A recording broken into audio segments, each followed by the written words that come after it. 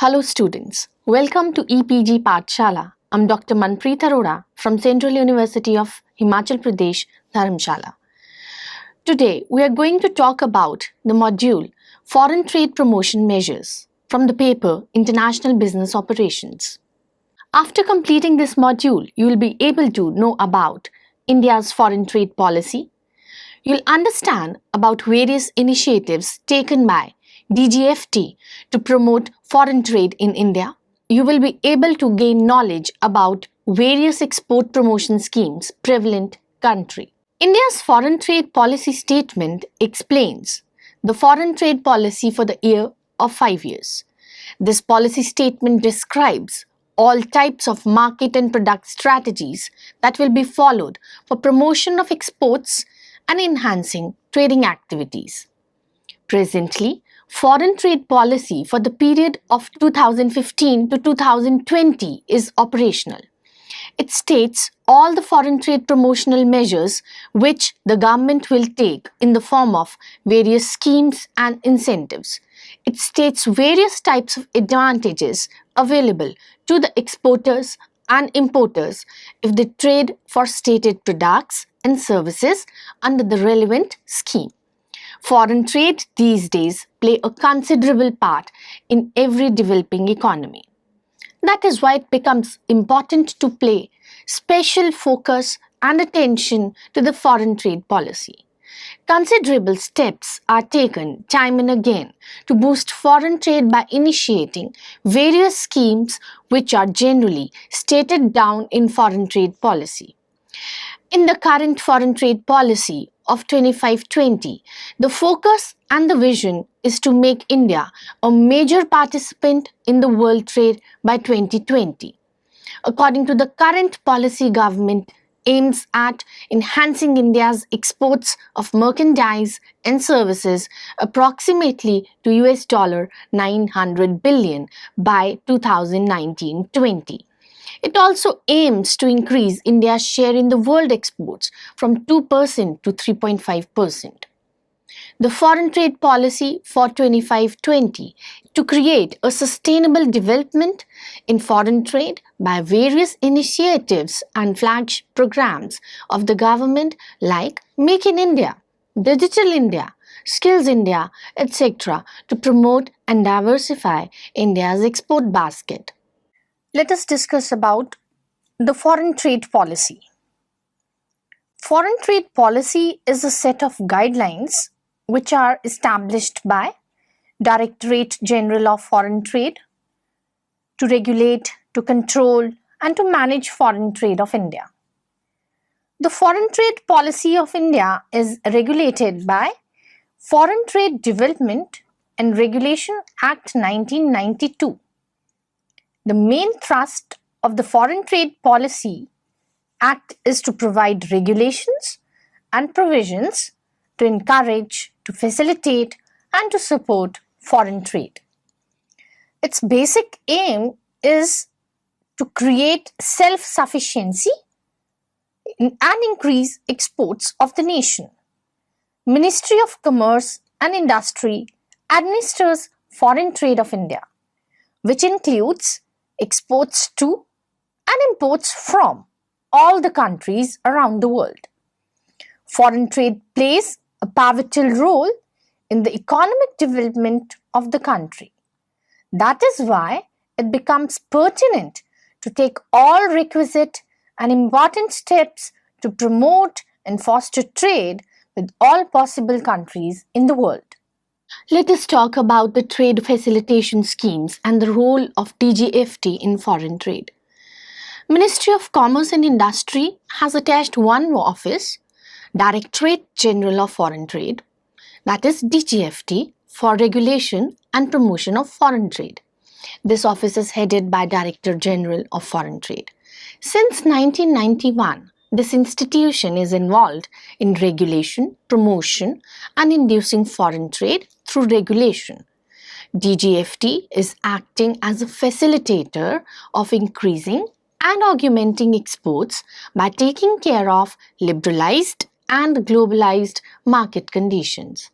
After liberalization in 1991, the major shift in the policy of the foreign trade was to promote and give a competitive environment for increasing exports of the country. Earlier, there were many controls and prohibitions in doing foreign trade. To make India's exports competitive in the global market, it becomes very indispensable to cut transaction costs.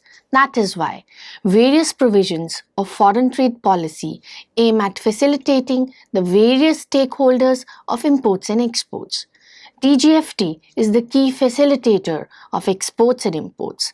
Its main thrust is on good governance, and it tries to build up a transparent and an efficient system of foreign trade. Let us discuss about various export promotion schemes which have been initiated by DGFT to boost economic trade, foreign trade of the country. Foreign trade policy, which is currently running, that is 2015 and 20, has made certain provisions in certain manners to boost India's exports. Its basic thrust relies on offsetting the inefficiencies which are hindering the export promotion of the country. The following are the certain schemes which are either initiated or they were initiated earlier and now they are being improved upon to boost India's export. The first one is Niryat Bandhu, that is hand-holding scheme for new export-import entrepreneurs. Directorate General of Foreign Trade is going ahead with a scheme for mentoring, counseling, training and outreaching new and potential traders. This scheme is called as Niryat Bandhu, hand-holding scheme for the new export-import entrepreneurs.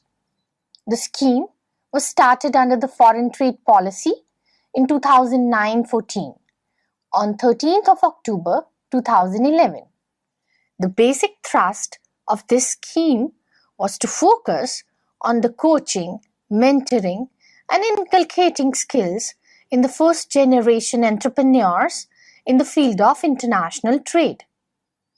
Under this scheme, various outreach programs are organized with the support of export promotion councils, industry partners, knowledge partners for academia. This scheme is considered to be strategically significant in generation of employment opportunities, especially in the small and medium-scale enterprises. To boost exports from small and medium-scale enterprises, 108 export clusters have been identified. They are chosen on the basis of their export potential of the products. Directorate General of Foreign Trade is making considerable efforts in these clusters for focused interventions. In addition to this, under the outreach interventions, 35 towns of excellence have been chosen for direct intervention under Niryat Bandhu scheme. The second scheme, which has been initiated for the boost of entrepreneurs, is Merchandise Exports from India scheme. In the new foreign trade policy of 2015-20, 5 different schemes, which were prevalent earlier also, have been merged into one single scheme, which is regarded as now Merchandise Export from India scheme, famously known as MEIS. The earlier schemes were Focus Product Scheme, Market Linked Focus Product Scheme, Focus Market Scheme, Agri-Infrastructure Incentive Scrip. These all have been merged into now one scheme, that is MEIS. The main objective of Merchandise Export from India scheme is to offset infrastructural inefficiencies which could hinder foreign trade. It also aims at reducing the effect of associated costs which are involved in the export of goods, products which are produced or manufactured in India. It tries to cover those items especially which have high export intensity and have high employment generation potential, and thereby they enhance and induce India's export competitiveness. In this scheme, various goods and products have been notified for exports with ITC HS codes to notified markets, which will be rewarded under MEIS. The notified list also lists the rates of rewards on various notified products code-wise. If you want to see this list, you can visit the website of DGFT and you can find the list over there. The basis of calculation of reward would be on realized FOB value of exports in free foreign exchange or on FOB value of exports as given in the shipping bills in the free foreign exchange, whichever is less, unless otherwise specified. Let us now discuss about the Service Exports from India scheme. That's SEIS. Service Exports from India scheme has replaced the earlier prevalent scheme of Served from India scheme in current foreign trade policy. SEIS present rewards to all service providers of notified services who are providing services from India, regardless of the constitution or profile of the service holder. Under the said scheme, rate of reward will be based on net foreign exchange earned. The reward will be issued in the form of duty credit scrip. This reward will be now freely transferable and can be used for all type of goods and service tax, debit payable on procurement of goods and services. Let us now discuss about the schemes which are given for duty exemption or remission. So we call them duty exemption and remission schemes. The duty exemption and remission schemes, they enable duty-free imports for export production, but they have export obligation too. This means whatever is imported under this scheme should be used to produce or manufacture the goods which will be later exported. These schemes consist of number 1, Advance Authorization Scheme. In this scheme, the duty-free import of those inputs is allowed which will be physically incorporated later in the export product with value addition of minimum 15%. For the resultant products, advance authorization is allowed on self-declaration basis. The validity period of advance authorization ranges from 12 months for making imports to 18 months for fulfillment of export obligation. The second scheme under this head is Advance Authorization for Annual Requirement. Those exporters who have at least 2 years of experience of exporting goods will be entitled to receive the benefits of Advance Authorization for Annual Requirement. The third one is Duty-Free Import Authorization Scheme, known as DFIA. The Duty-Free Import Authorization is a scheme which allows duty-free inputs where minimum of 20% value addition is the requirement. Basic custom duty will be exempted for DFIA for certain notified products. The fourth one is the duty drawback of customs or central excise duties or service tax. In this scheme, those products which are produced out of the duty paid inputs are at the first instance exported, and later on the refund of duty is made at the industry rates or the brand rates. These rates are scheduled timely by the Department of Revenue. Now let us discuss the other category of schemes, which is known as Export Promotion Capital Goods Scheme. Famously, this scheme is known as EPCG scheme. To facilitate exports from India, capital goods is the basic necessity. To facilitate the import of capital goods required in the production of exports, certain schemes have been initiated. The first of them is Zero Duty EPCG scheme. In this scheme, import of those capital goods at zero custom duty is allowed, which will be used in producing the products for exports. The goods thus produced will enhance the competitiveness of India's exports in the world market.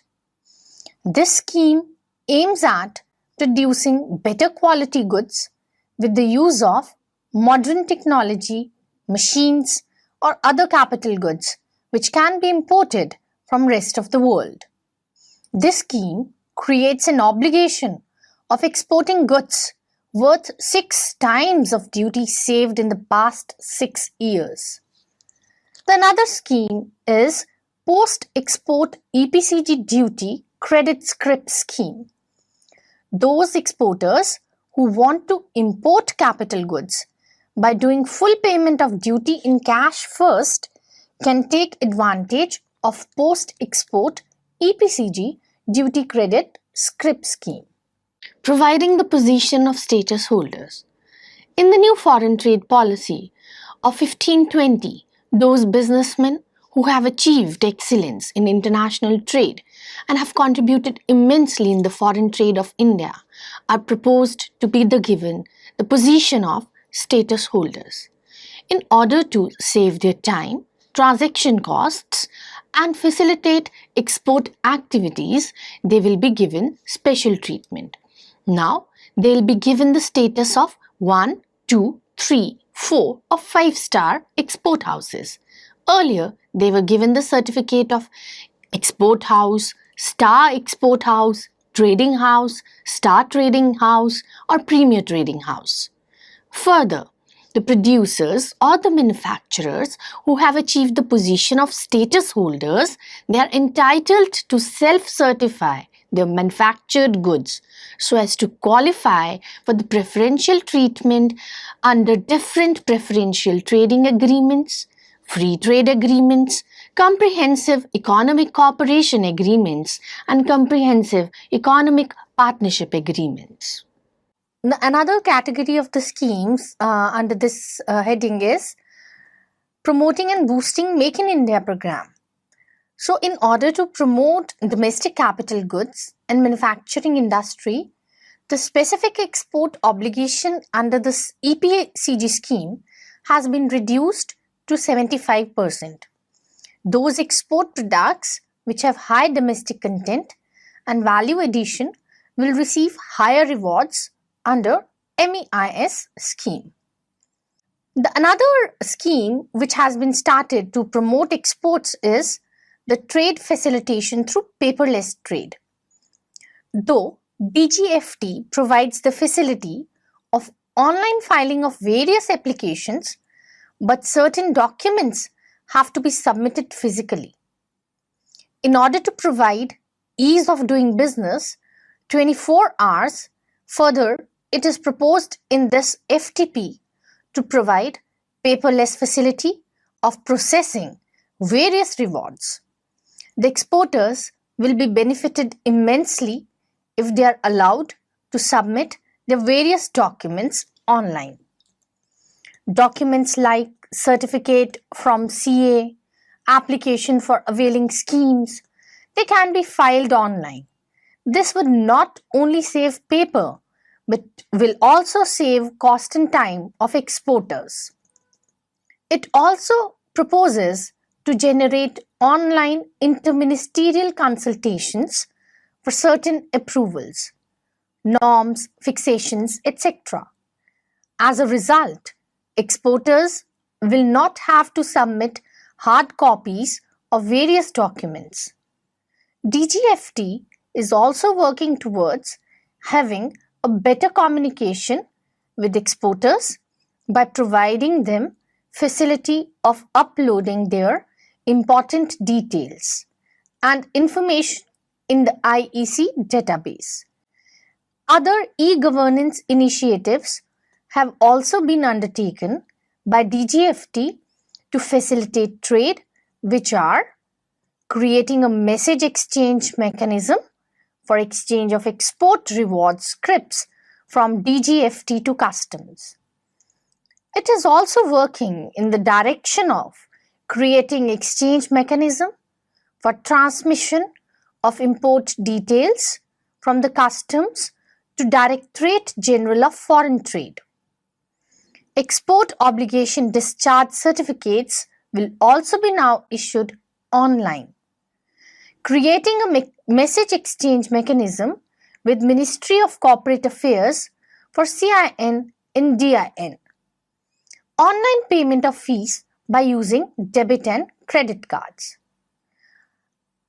Amongst another new initiatives taken by DGFT, export-oriented units, electronics hardware technology parks, software technology parks, schemes and biotechnology parks will be allowed to share and use their infrastructural facilities amongst themselves.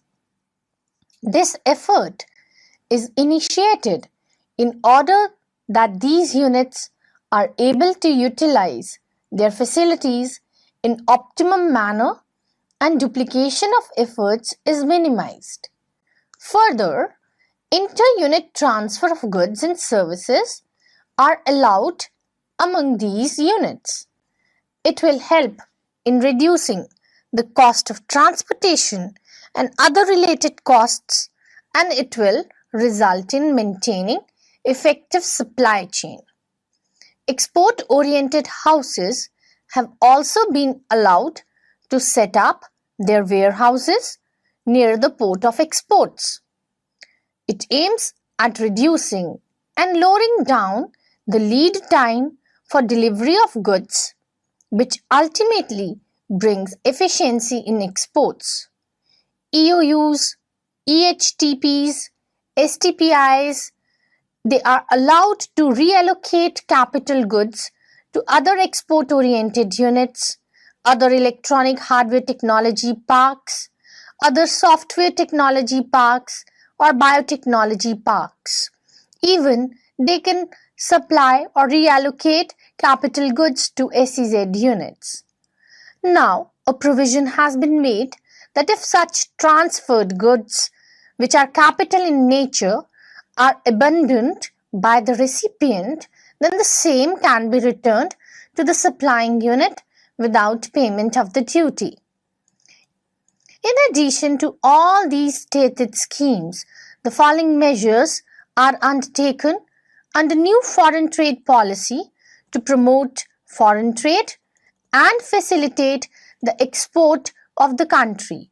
It also aims at facilitating ease of trade. The government, with support of DGFT, has started various outreach programs which will be organized or conducted at several locations to create general awareness among the various stakeholders who can ultimately contribute towards increasing the foreign trade of the country. Handloom products, books, periodicals, leather footwears, toys, customized fashion garments, which have FOB value up to Rs 25,000 per consignment shall be now eligible for benefits under FTP. The increasing periphery of trade facilitation Calicut Airport, Kerala and Arakkonam ICD, Tamil Nadu have been notified as registered ports for import and export. India has extended duty-free tariff preference to 33 least developed countries, LDCs, across the globe. This is being notified under foreign trade policy. In an effort to determine and resolve quality complaints and the trade disputes between various exporters and importers. A new chapter, namely a chapter on quality complaints and trade disputes, has been incorporated in the foreign trade policy. 33 towns were earlier recognized as export excellence towns by the government in order to boost trade. It has now been decided to add Vishakhapatnam and Bhimavaranam in Andhra Pradesh as towns of export excellence. Higher rewards have been decided to be granted for the category of products like agriculture and village industry products, value-added and packaged products, eco-friendly and green products which can create wealth out of waste from agricultural and other waste products, labor-intensive products with large employment potential, and products with large number of producers and/or exporters. The policy also aims at providing global support to the following category of goods: fruits, flowers, vegetables. It covers tea, coffee and spices, cereal preparation, essential oils. It also contains processed foods. Eco-friendly products that add value to the waste also come under this category. This policy also provides global support for exporting of marine products. The products like handloom, coir, jute and technical textiles, carpets, handmade, they all come under this category. The policy is also aiming to give a global support to other textile and ready-made garments, sports goods, furniture, wood articles, they all come under the support of this scheme. So the students, let us summarize what we have learned in this module. In this globalized world, it is mandatory that there will be a mutual interdependence of various national economies. Today, it is very tough to sustain in a closed-door economy. All the economies of the world have become open and operate in independence with one another in one way or another. But the degree of openness as well as the dependence varies from country to country. While the growing demand of product and easy accessibility of resources worldwide, no country is completely sufficient. Foreign trade plays a very important and pertinent role in the economic development of the country. Foreign trade encourages the manufacturers, producers to boost or to increase the investment to produce more and more goods and services. Foreign trade increases the scale of production and national income of the country. Therefore, it becomes very important for a developing nation like India to pay special focus on foreign trade policy and encourage exporters to boost the foreign trade. The present foreign trade policy is very exporter friendly and is providing immense benefits, various type of schemes, rewards to the stakeholders. Various old schemes have been revitalized to get their proper benefits. Due care has been taken in this policy to support the small exporters. This policy also aims at better utilization of idle resources available to various units, paperless facilities, online transactions. These things will surely help in ease of doing business and reducing the burden of procedural formalities on the exporters. Since its inception, DGFT is playing a very crucial role in boosting the foreign trade of India. The incentives and rewards under various schemes help to give confidence to small and budding entrepreneurs. The Make in India campaign will undoubtedly give more strength to the manufacturing sector of the country. Proper, well-planned and a thoughtful foreign trade policy of the country will indeed play a pivotal role in encouraging exports of the country. A healthy and a competitive environment helps to induce efficiency in production, and ultimately, not only the consumer, but the economy benefits from the economies of scale and better quality product as a whole. Thank you.